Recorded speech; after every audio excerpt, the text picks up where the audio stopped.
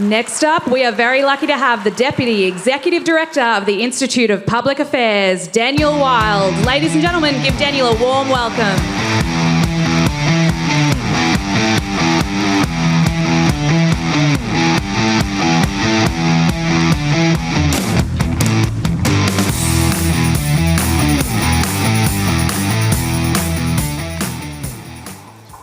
Thank you, everyone. Great to be back for another year of CPAC. We almost didn't make it here, thanks to our friend Alan Joyce. We got to Melbourne Airport at about 2 p.m. yesterday, and we arrived in Sydney at 8 a.m. this morning. So unfortunately, we didn't get a welcome to country when we arrived either, which just didn't make it worthwhile, so very disappointing there. But we're here, and that's the main thing. Look, to begin, let me read something out to you. The Voice is creating a separate entity. We, Indigenous Australians, are not a separate entity. We should be considered Australian citizens and a part of the fabric of this nation. Now, that was the great Senator Jacinta Price, who we heard from earlier today. That quote was from a video that she did with us at the Institute of Public Affairs discussing her perspective on the voice to Parliament. Also on that video was Senator James McGrath and leading academic Anthony Dillon. That video was censored by big tech, by Facebook. They said it didn't comply with their policies on elections or referenda. We asked, well, in what exact way does an elected member of Parliament saying that she believes all Australians are equal not abide by your policies? We haven't heard back yet. But have a look at this. I'm not sure if you'll be able to see this, but I want to hold this up. This is what you see when you go on Facebook and look at our research, a post on the Voice to Parliament. It's all blurred out. That's what they're doing to your voice. And this is not the first time we've had censorship, and we're not the only ones to be censored, and I can guarantee you it won't be the last time. What is happening now to censorship of mainstream Australians like you is just an entree with what will happen to our nation under laws proposed by the government. You may have heard of the misinformation and disinformation laws. Well, the Combating Misinformation and Disinformation Bill would be the single biggest assault on freedom of political communication in Australia's peacetime history, and it would outlaw disagreement, dissent and criticism of government policy. Never before has an Australian government sought to weaponise its bureaucracy through compelling a private digital organisation to shut down speech and the communication of Australian citizens. The bill takes the very worst of sections 18C and the since abandoned Finkelstein laws, it supercharges them, removes critical legal protections that Australians ought to have, and would empower a vast and secretive bureaucracy to hunt and shut down Australians who disagree with contentious and debated government policies. Under the bill, there are entities who, of course, would be exempt. Government is exempt. Academia is exempt.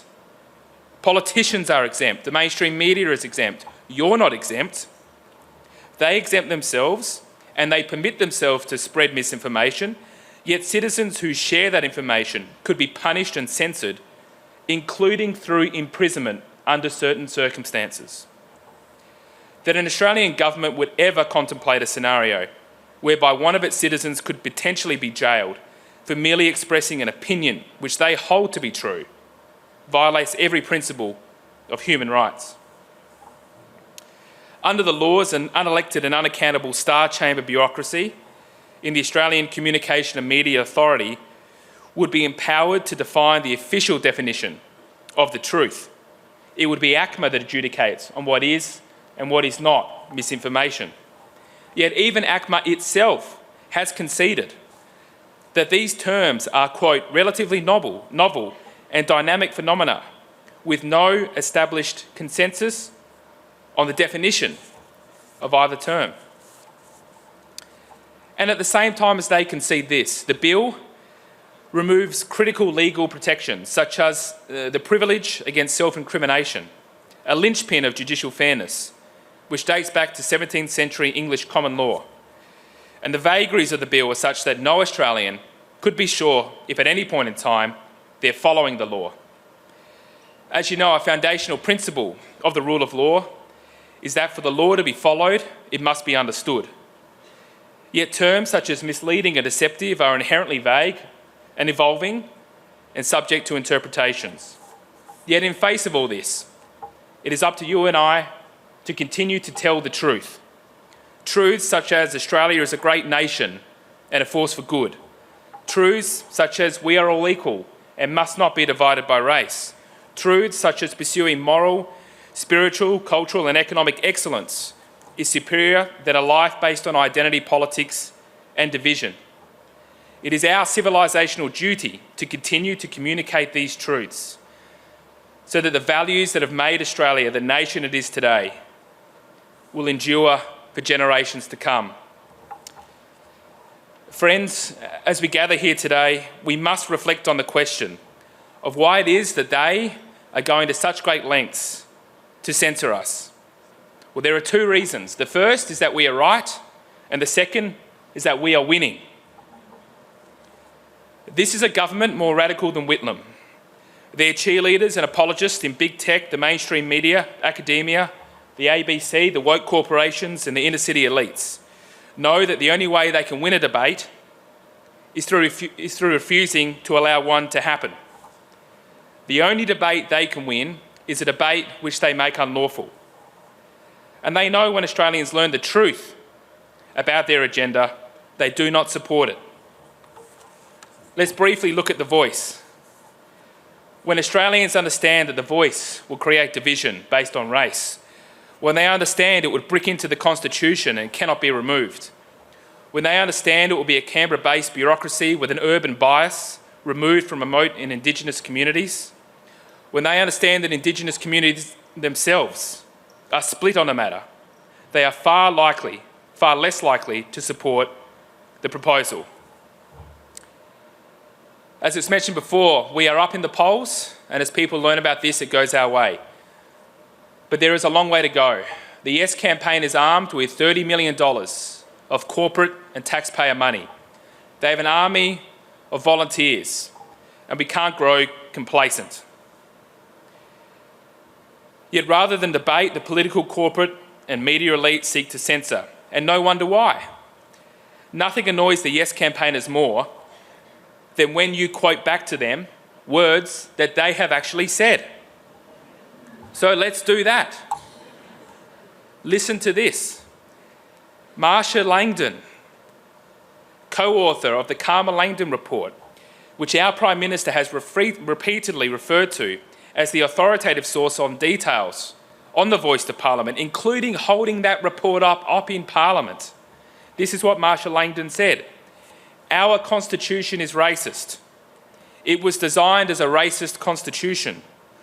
People who are opposing the Voice referendum are saying we are destroying the fabric of their sacred constitution. Yes, that is right. That is exactly what we're doing. End quote. Think about that. The Yes campaign believes our constitution and by extension our nation is racist. They don't want to change our constitution. They want to get rid of it. And how do they do that? Through a treaty. Make no mistake, the purpose of the Voice is to be a counterparty to a treaty. And a treaty would become Australia's second constitution, nullifying our actual constitution.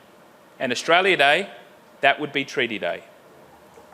This is why our Prime Minister parades the New Zealand model based on the Treaty of Waitangi, which is in essence the New Zealand constitution, as the model that Australia should follow. This is what is at stake for our nation. This referendum is not about the Voice to Parliament. It's about the future of Australia.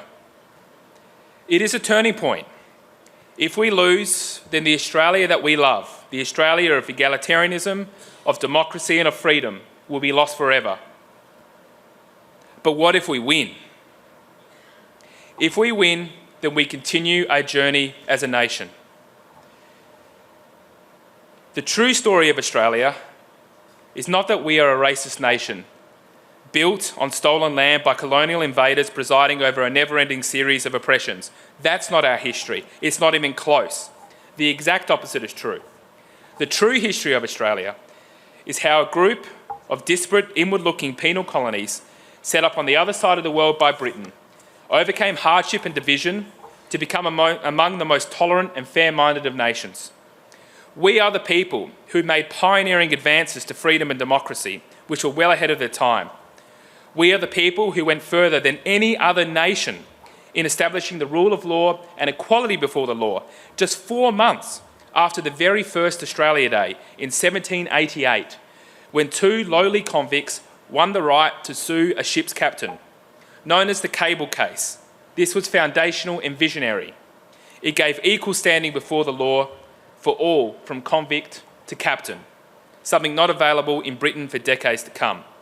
We are the people who, as far back as 1836, made critical advances to religious tolerance, when New South Wales Governor Burke established the Church Act, providing equal funding for Catholic and Protestant churches at a time when sectarian conflict was rife. We are the people who invented the secret ballot, a cornerstone of democracy around the world, guaranteeing one person, one vote. We are the people of the Eureka Stockade, where workers fighting for their rights lost the battle but won the war for fairness and took the digger's oath to swear by the Southern Cross to stand truly by each other to defend our rights and our liberties. We are the people of the Anzacs who forged our national identity on the first Anzac Day, 25 April 1915, and defined our nation by the values of endurance, courage, ingenuity and mateship. And we are the people, by a margin of 90 to 10, said yes to removing divisive references to race in the Australian Constitution in 1967, in what was a watershed development for racial equality in our nation. Australia is, as with any other nation, not without fault, but we are without peer.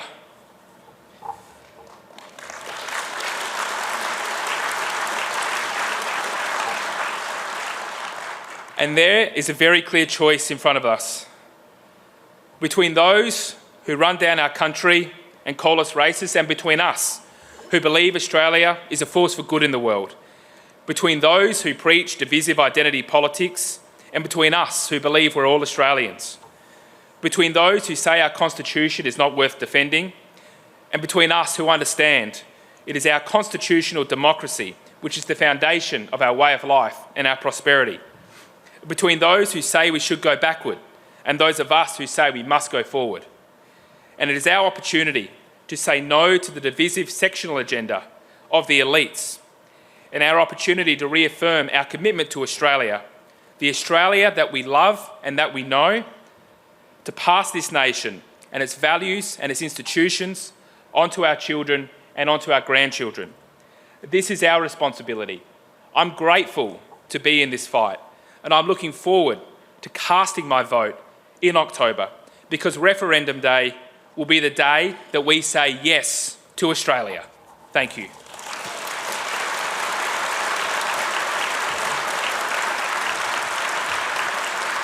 How good is the IPA, folks? Give Daniel Wild a big hand.